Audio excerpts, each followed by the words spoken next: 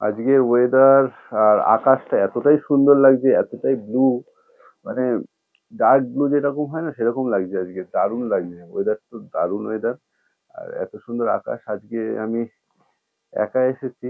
আর যদি আজকে সাথে কেউ আসতো তাহলে তো বেশ কিছু করে ফটো তুলতাম, একদম দারুণ দারুণ স্টাইল দিয়ে। কিন্তু একা যেহেতু আছি, সেলফি ছাড়া আর কিছুই নিতে পারছি না।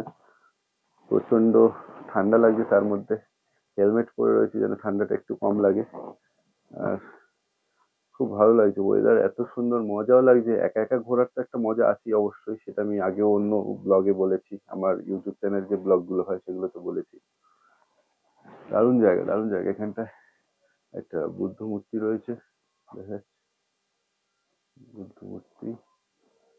আহ, এই যে, চলো যাই। আর সুন্দর একখানা কি হচ্ছে, এক বন্ধু শুয়ে রয়েছে এখানে।